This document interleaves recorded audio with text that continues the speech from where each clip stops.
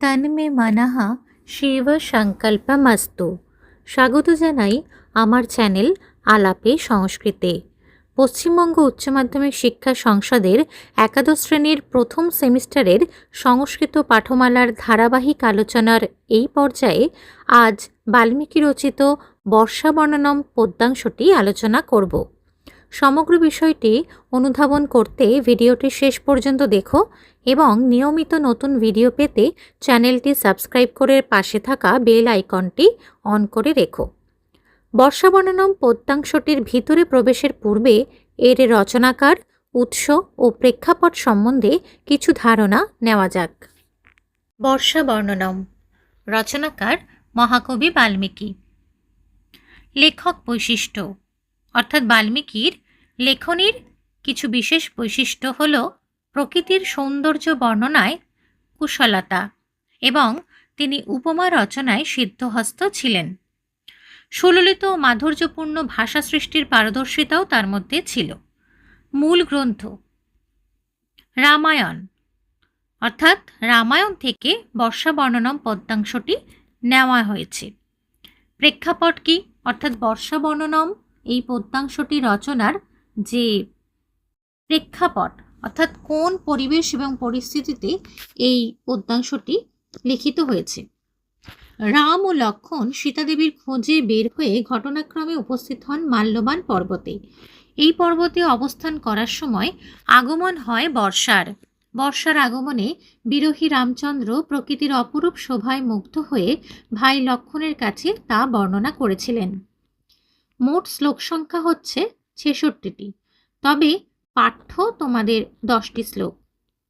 বর্ষার আগমনে বিরহী রামচন্দ্র ভ্রাতা লক্ষ্মণকে বর্ষার অপরূপ শোভা বর্ণনা করতে গিয়ে প্রকৃতির সঙ্গে বিভিন্ন প্রাণীর তুলনা করেছেন।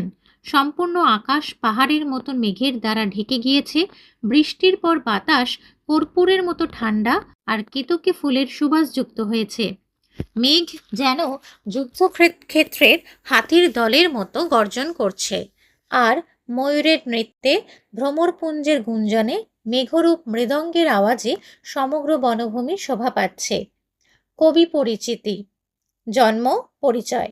মহর্ষি বাল্মীকি ছিলেন বৈদিক কালের মহান ঋষি। তিনি ছিলেন সংস্কৃত ভাষার আদি কবি। বাল্মীকির পিতার নাম ছিল মহর্ষি চ্যবন এবং মাতা ছিলেন সুকন্যা। তিনি জাতিতে শূদ্রা ছিলেন। বিষ্ণু পুরাণ এবং মার্কেন্ডেয় পুরাণে ভার্গব অর্থাৎ ভৃগুর বংশধর রূপে বাল্মীকির পরিচয় উক্ত। মহাভারত, বুদ্ধচরিত, রঘুবংশ, সুন্দর নন্দে কবি বাল্মীকির সশ্রদ্ধ উল্লেখ রয়েছে। জীবন কাহিনী। কথিত আছে কবি প্রথম জীবনে দস্যুবৃত্তি করতেন, নাম ছিল রত্নাকর। পরে দস্যু জীবনের পরম সত্য উপলব্ধি করে প্রায় ৬,০০০ বছর সাধনা করে প্রজাপতি ব্রহ্মার বরে কবিত্ব শক্তি লাভ করেন। সাধনাকালে তার দেহ বাল্মীকির স্তূপে ঢেকে গিয়েছিল বলে তিনি বাল্মীকি নামে পরিচিত হন। আবির্ভাবকাল। মহর্ষি বাল্মীকির আবির্ভাবকাল নিয়ে মতভেদ রয়েছে। তিনি কোথায় বসবাস করতেন বা কোন সময়ে আবির্ভূত হয়েছিলেন সে সম্পর্কে প্রায় কিছুই জানা যায়নি। রামায়ণের উত্তরকাণ্ডে কবি স্বয়ং ভগবান বাল্মীকি নামান্তরে ভার্গব অথবা প্রচেতার দশম পুত্র রূপে আত্মপ্রকাশ করেছিলেন। খ্রিস্টীয় প্রথম শতাব্দী থেকেই বাল্মীকিকে ধ্রুপদী সাহিত্যের জনক বলে মনে করা হয়। সৃষ্টি। একদা মহর্ষি বাল্মীকি কোনো এক ক্রৌঞ্চ যুগলকে নিরীক্ষণ করছিলেন। সেই যুগল পরস্পর প্রেমালাপে লীন ছিল। তখন তিনি দেখলেন যে একজন শিকারী ক্রৌঞ্চ যুগলের মধ্যে পুরুষ পাখিটিকে বধ করল, আর তাই দেখে স্ত্রী পাখিটি বিলাপ করতে শুরু করলো। আর এই বিলাপ শুনে মহর্ষির মধ্যে করুণার উদ্রেক হয় এবং তার মুখ থেকে নির্গত হয় ছন্দবদ্ধ বাণী। প্রচলিত বিশ্বাস অনুসারে এটিই হলো প্রথম শ্লোক, অর্থাৎ আদি কবিতা। শ্লোকটি হল মা নিষাদ প্রতিষ্ঠাং ত্বমগমঃ শাশ্বতী সমাহ যৎ ক্রৌঞ্চ মিথুনাদেকম অবধি কামমোহিতম। প্রজাপতি ব্রহ্মার আশীর্বাদে মহর্ষি বাল্মীকি রচনা করলেন রামায়ণ। বাল্মীকি রামায়ণ অধ্যায়টি দ্রষ্টব্য। প্রাক কথন। বর্ষা বর্ণনম। সীতার খোঁজ করতে গিয়ে রামচন্দ্র ও লক্ষ্মণ দণ্ডকারণ্য থেকে নানা জায়গায় ঘুরে ঋষ্যমুখ পর্বতে সুগ্রীবের সঙ্গে মিলিত হন এবং মিত্র সুগ্রীবের অনুরোধে তাঁর ভাই কিষ্কিন্ধারাজ বালিকে হত্যা করেন। প্রতিদানে সুগ্রীব যুবরাজ হয়ে রামচন্দ্রকে সীতা অন্বেষণে সাহায্য করেন। সীতা অন্বেষণ করতে করতে তারা যখন মাল্যবান পর্বতে অবস্থান করেন, সেই সময় আগমন হয় বর্ষার। বর্ষার প্রাকৃতিক সৌন্দর্য দেখে মুগ্ধ হয়ে রামচন্দ্র ভ্রাতা লক্ষ্মণের কাছে অনিন্দ সুন্দর উপমার আশ্রয়ে বর্ষার শোভা বর্ণনা করতে থাকেন। এছাড়াও কালিদাসের ঋতুসংহার এবং ভট্টির ভট্টিকাব্যে বর্ষার অপরূপ সৌন্দর্য বর্ণিত হয়েছে। উৎস: রামায়ণের 7টি কাণ্ডের মধ্যে কিষ্কিন্ধা কাণ্ডের 28তম সর্গ থেকে বর্ষা বর্ণনম কাব্যাংশটি সংকলিত হয়েছে। মোট 66টি শ্লোকের মধ্য থেকে 10টি শ্লোক বর্ষা বর্ণনম শীর্ষক এই সংকলনটিতে পাঠ্য হিসাবে গৃহীত হয়েছে। তাহলে তোমরা নিশ্চয়ই বুঝতে পারলে তোমাদের এই বর্ষা বর্ণনম যে কবিতাটি, তার উৎস অর্থাৎ মূল গ্রন্থ কি এবং তার রচনাকার আদিকবি বাল্মীকির কিছু পরিচয় সম্পর্কে, এবং এই যে বর্ষা বর্ণনম কবিতাটি কোন প্রেক্ষাপটে রচিত, কি তার পরিবেশ পরিস্থিতি, সবটাই কিন্তু জানা গেল। এবং রামায়ণ কিভাবে সৃষ্টি হয়েছিল, কিভাবে তৈরি হয়েছিল, এটা সম্পর্কেও আমরা একটু সংক্ষিপ্ত ধারণা পেয়ে গেলাম। এবারে বর্ষা বর্ণনম পদ্যাংশটি ব্যাখ্যা করা যাক। মূল পাঠ: অয়ং সকালঃ সম্প্রাপ্তঃ সময় অদ্য জলাগম সংপশ্যত্বং নভ মেঘৈ সংবৃতং গিরিসন্নিভৈ। অয়ং সকাল সম্প্রাপ্ত। অয়ং অর্থাৎ এই সেই কাল উপস্থিত, যখন সময় অদ্য জলাগম অর্থাৎ আজ কিসের সময়? এখন জলাগমের সময়, জলবর্ষণের সময়। সংপশ্য ত্বং দেখো তুমি। নভ অর্থাৎ আকাশ, মেঘৈ সংবৃতং মেঘে ঢেকে গেছে, গিরি সন্নিভৈ অর্থাৎ সেই মেঘগুলো কিসের মতন?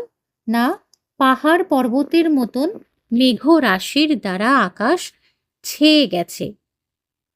এখানে ত্বং, এখানে প্রশ্ন আসে, এখানে ত্বং বলতে কাকে বোঝানো হয়েছে? উত্তর হচ্ছে লক্ষণকে। রাম এখানে লক্ষণকে বর্ষাকালীন যে মেঘ আকাশে আনাগোনা করে তার সুন্দর বর্ণনা দিয়েছে। এই সময় জলবর্ষণের সময়, অর্থাৎ মেঘ এখন জলবর্ষণ করবে, এই সেই সময় অর্থাৎ বর্ষাকাল উপস্থিত। এবারে বঙ্গলিপিতে পাঠ আমি দিয়ে দিয়েছি, দেখে নেবে। তারপরে গদ্য রীতিতে পাঠও দিয়েছি, অর্থাৎ এটা তো পদ্যাংশ, সেই জন্য গদ্যে আমরা কি করে পাঠ করব, গদ্য রীতিতে পাঠ করলে আমাদের অর্থ বুঝতে সুবিধা হয়, তাই আমি এখানে দিয়ে দিয়েছি। অয়ং সকাল সম্প্রাপ্ত, এখন সেই কাল উপস্থিত, অদ্য জলাগম সময়ও, এখন হচ্ছে জলবর্ষণের সময়। ত্বং তো দেখ তুমি, গিরিসন্নিভৈ মেঘৈ সংবৃতং নভ সংপশ্য, তুমি পর্বতের মতন মেঘের দ্বারা আবৃত আকাশকে দেখো। সংপর্শ অর্থাৎ দেখো। পদের অর্থ কি? অয়ম অর্থাৎ এই, স অর্থাৎ সেই, কাল মানে সময়, সম্প্রাপ্ত অর্থাৎ উপস্থিত, অদ্য অর্থাৎ আজকে, জলাগম অর্থাৎ বর্ষার আগমন, সময় সময়, ত্বং অর্থাৎ তুমি, গিরি সন্নিভৈ পাহাড়ের দ্বারা, মেঘৈ মেঘ রাশির দ্বারা, সংবৃতম অর্থাৎ আচ্ছাদিত, নভ অর্থাৎ আকাশ, সংপর্শ অর্থাৎ দেখো। সমস্ত পদের অর্থ আমি এখানে বলে দিয়েছি। বঙ্গানুবাদ কি? এই সেই কাল উপস্থিত হয়েছে, আজ বর্ষার আগমনের সময়। লক্ষণ তুমি দেখো, পাহাড়ের মতো মেঘরাশির দ্বারা আকাশ আজ আচ্ছাদিত। এরপরে আমরা নেক্সট পাঠে চলে যাই, নেক্সট শ্লোকে। মেঘোদর বিনির্মুক্তা পরুপুর দল শীতলা সক্কমঞ্জলিভি পাতুং বাতা কেতক গন্ধিন। মেঘোদর বিনির্মুক্তা অর্থাৎ মেঘের উদর থেকে বেরিয়ে আসছে কর্পূর দল শীতলা। কর্পূর যেমন ঠান্ডা অর্থাৎ শীতল, সেই কর্পূরের মতন শীতল কি কি সেটা আমরা পরে দেখছি, কারণ এটা যেহেতু শ্লোক ছন্দ আকারে লিপিবদ্ধ। সক্ষম অঞ্জলিভি, অঞ্জলি মানে হচ্ছে দুহাত ভরে, দুহাতের করপুট যখন আমরা এরকম করি, দুহাতের করপুট একসাথে করলে যে মুদ্রাটা হয় সেটা হচ্ছে অঞ্জলি। যে মুদ্রাটা আমরা জল খাওয়ার সময় ব্যবহার করতে, কোনো কল থেকে হোক বা ঝর্ণার জল পান করতে গেলে যে হাত দুটোকে আমরা যেভাবে করপুরটাকে একসাথে করি, তাকেই বলা হয় অঞ্জলি। সক্ষম অঞ্জলিভি, আমরা অঞ্জলি ভরে সমর্থ হই কি করতে না, পাতুং বাতা, পান করতে বাতাস, যে বাতাস কিনা কেতকগন্ধি নয়। কেয়া ফুল, পাহাড়ি কেয়া ফুল বা কেতকী ফুলের গন্ধমাখা বাতাসকে আমরা অঞ্জলি ভরে পান করতে পারি। দেখো, এই সেই বর্ষাকাল। এই বর্ষাকালে মেঘের পেটের ভিতর থেকে কর্পূরের মতন শীতল বাতাস আমরা দুহাতের অঞ্জলি ভরে পান করতে পারি, যে বাতাস পাহাড়ি কেয়া ফুল বা কেতকী ফুলের গন্ধ মাখা। এবারে বঙ্গলিপিতে পাঠ তোমাদের জন্য। তারপরে রয়েছে গদ্য রীতিতে পাঠ, অর্থাৎ যেহেতু এটা শ্লোক আকারে লেখা পদ্যাংশ, সেই জন্য গদ্যে আমরা যদি তৈরি করে নিই তাহলে মানেটা আমাদের কাছে সহজ হবে বলা বা বোঝা। মেঘোদর বিনির্মুক্তা, অর্থাৎ মেঘের উদর থেকে মুক্ত হয়েছে, বেরিয়ে এসেছে যে কর্পূর দল শীতলা, কর্পূরের মতন শীতল, কেতক গন্ধিন এবং কেয়া ফুল বা কেতকী ফুলের গন্ধমাখা বাতাস, অঞ্জলিভি পাতুং সক্ষম, অঞ্জলি ভরে পান করতে আমরা সমর্থ হই। নেক্সট হচ্ছে পদের অর্থ। প্রত্যেকটা পদের অর্থ এখানে দেওয়া হয়েছে। মেঘোদর বিনিমুক্তা মানে মেঘের মধ্য থেকে বেরিয়ে এসেছে। কর্পূর দল শীতলা, কর্পূর খণ্ডের মতন শীতল। এখানে কিছু কিছু জায়গায় একটু ভুল প্রিন্টিং আর কি হয়েছে। কেতক গন্ধিন, কেতকী ফুলের গন্ধযুক্ত, বাতা অর্থাৎ বাতাস, অঞ্জলিভি অর্থাৎ অঞ্জলির দ্বারা, পাতুম মানে পান করতে, সক্ষম অর্থাৎ যোগ্য বা সমর্থ। কিছু কিছু জায়গায় প্রিন্টিং মিস্টেকের ফলে রেফ বা বিসর্গ বা ঐকার মিসিং হয়েছে, সেটা আমি উচ্চারণ করে বলে দিচ্ছি। এরপরে বঙ্গানুবাদ। মেঘের মধ্য থেকে বেরিয়ে আসছে কর্পূর খণ্ডের মতো শীতল বাতাস, কেতকী ফুলের গন্ধযুক্ত এই বাতাস অঞ্জলি ভরে পানের যোগ্য। এখানে ওই ফুলটা কেতকী ফুলও অনেক জায়গায় বলা হয়েছে, বা কেয়া ফুলের কথাও কিন্তু অনেক জায়গায় বলা হয়েছে, দুটোই সঠিক। এরপরে মূল পাঠ। ক্বচিৎ প্রকাশং ক্বচিৎ অপ্রকাশং নভঃ প্রকীর্ণম্বুধরং বিভাতি, ক্বচিৎ ক্বচিৎ পর্বত সংনিরুদ্ধং রূপং যথা শান্তমহার্ণবস্য। ক্বচিৎ প্রকাশং কোথাও প্রকাশিত, ক্বচিৎ অপ্রকাশং কোথাও অপ্রকাশিত, নভঃ অর্থাৎ আকাশ, প্রকীর্ণম্বুধরং বিভাতি, অম্বুধর মানে হচ্ছে মেঘ, অর্থাৎ আকাশটি যেন বিক্ষিপ্ত অবস্থায় মেঘের দ্বারা ঢাকা। কোথাও মেঘ দেখা যাচ্ছে, কোথাও অপ্রকাশিত অর্থাৎ কোথাও দেখা যাচ্ছে না, বিক্ষিপ্তভাবে আকাশে মেঘগুলো রয়েছে। ক্বচিৎ ক্বচিৎ কোথাও কোথাও পর্বত সংনিরুদ্ধং রূপং যথা শান্ত মহার্ণবস্য, কোথাও কোথাও যেন কোথাও কোথাও পর্বতের দ্বারা বাধাপ্রাপ্ত হয়ে আকাশের রূপটা এমন হয়েছে যেন শান্ত মহাসমুদ্র। মহার্ণব মানে হচ্ছে মহাসমুদ্র। অর্থাৎ আকাশে কোথাও কোথাও মেঘ দেখা যাচ্ছে, কোথাও কোথাও মেঘ দেখা যাচ্ছে না। আবার অরণ্যভূমিতে বা বনভূমিতে তো পাহাড় পর্বত থাকেই, সেই পাহাড় পর্বতের শিখরে শিখরে কোথাও বাধাপ্রাপ্ত হয়েছে মেঘরাশি। কবি এখানে কল্পনা করেছে এই যে আকাশের রূপটা, সেটা দেখে মনে হচ্ছে যেন একটা শান্ত মহাসমুদ্র। বঙ্গলিপিতে পাঠ এখানে দিয়ে দিয়েছি তোমাদের সুবিধার্থে। গদ্য রীতিতে পাঠ।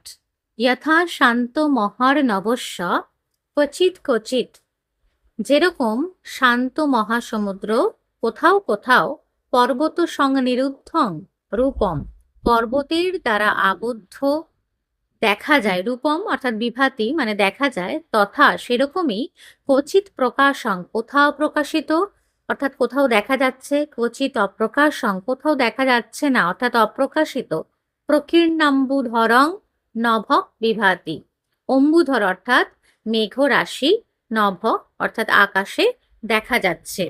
এটা গদ্য রীতিতে পাঠ করলে সহজভাবে অর্থ আমরা পেয়ে যাচ্ছি, যেহেতু এটি পদ্যাংশ।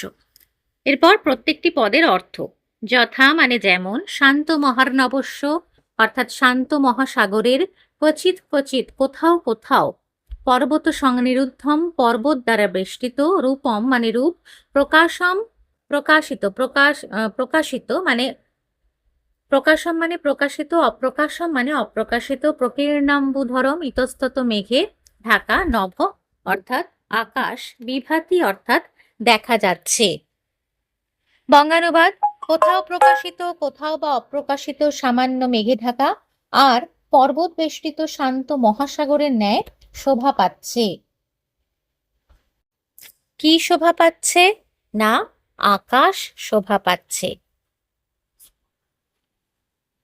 মূল পাঠ: বিদ্যুৎ পতাকা সবলাকমালা, শৈলেন্দ্র কূটাকৃতি সন্নিকাশা, গর্জন্তি মেঘা সমুদীর্ণ নাদা, মত্তা গজেন্দ্রা ইব সংযুগস্থা। বিদ্যুৎ পতাকা অর্থাৎ আকাশে যে বিদ্যুৎ চমকাচ্ছে, আমরা জানি বর্ষাকালে আকাশে মেঘ হলে ঝড় বৃষ্টির সময় বিদ্যুৎ চমকায়। সেই বিদ্যুৎকে কবি কল্পনা করছেন পতাকার সঙ্গে। সবলাকমালা অর্থাৎ বলাকার দল, বকের শ্রেণী যখন আকাশ পথে উড়ে যায়, তারা যেন মালার মতন সুন্দর ছন্দবদ্ধভাবে আকাশে উড়ে যায়। অর্থাৎ বককে কখনো আমরা খুব একটা একা একা উড়তে দেখি না, তারা দলবদ্ধভাবে সারিবদ্ধভাবে আকাশপথে উড়ে যায়। তাই তাদেরকে কবি বলেছেন মালার মতন, সবালাক ও মালার মতন বক শ্রেণী উড়ে যাচ্ছে আকাশে। শৈলেন্দ্র কূটাকৃতি সন্নিকাশা, গর্জন্তি মেঘা মানে বিশাল বিশাল শৈলেন্দ্র কূটাকৃতি, বিশাল বিশাল পাহাড় পর্বতের ন্যায় মেঘগুলি যেন গর্জন করছে। সমুদীর্ণ নাদা মত্তা গজেন্দ্র ইব সংযোগস্থা, যেমন বন্য মত্ত বড় বড় হাতিগুলি ভীষণভাবে গর্জন করে, ওই আকাশে যে মেঘ ডাকছে তাদের গর্জনগুলোও যেন সেরকমই মনে হচ্ছে। এবং তাদের মেঘগুলির আকৃতিও কিন্তু শৈলেন্দ্র কূটাকৃতি অর্থাৎ বিশাল বিশাল পর্বত শিখরের ন্যায়। বঙ্গলিপিতে পাঠ এখানে দেওয়া হয়েছে, দেখে নিও। এরপরে গদ্য রীতিতে পাঠ: বিদ্যুৎ পতাকা সবলাকমালা। বিদ্যুৎ রূপ পতাকা যেন কিসের মতন? ওই বলাকা শ্রেণী বকের দল যখন আকাশে নিজেদের দলবদ্ধভাবে উড়ে যায় নিজেরা, সেই রকম বিদ্যুৎ রূপ পতাকা বলাকা শ্রেণী, শৈলেন্দ্র কূটাকৃতি সন্নিকাশা এবং বিশাল পাহাড় পর্বতের ন্যায় যে মেঘরাশি, সমুদীর্ণ নাদা মেঘরা যে গর্জন করছে কিসের মতন? সংযোগস্থা মেঘা মত্তা গজেন্দ্রা ইব গর্জন্তি। মত্ত হাতির দল যেমন গর্জন করে উচ্চস্বরে, সেরকমই মেঘগুলি গর্জন করছে। পদের অর্থ: বিদ্যুৎ পতাকা মানে বিদ্যুৎ রূপ পতাকা, সবালাক মালা বকের মালা, শৈলেন্দ্র কূটাকৃতি সন্নিকাশা বড় পর্বতের চূড়ার ন্যায়, সমুদীর্ণ নাদা ছড়িয়ে পড়া ভীষণ শব্দ, সংযোগস্থা অর্থাৎ রণভূমির, মেঘা মানে মেঘরাশি, মত্তা উন্মত্ত বহুবচনে রয়েছে, গজেন্দ্রা হাতি সমূহ, ইব অর্থাৎ মতো, গর্জন্তি অর্থাৎ গর্জন করছে। বঙ্গানুবাদ: বিদ্যুৎরূপ পতাকা নিয়ে বকের মালা পরিহিত। আগেই বলেছি এখানে বর্ষাকালে যখন আকাশে বিদ্যুৎ চমকায় তাকে কবি কল্পনা করেছেন পতাকার সঙ্গে। তাহলে বিদ্যুৎরূপ পতাকাকে সঙ্গে নিয়ে বকের মালা পরিহিত অর্থাৎ বকের দল সারিবদ্ধভাবে মালার মতন উড়ে চলেছে আকাশ পথে।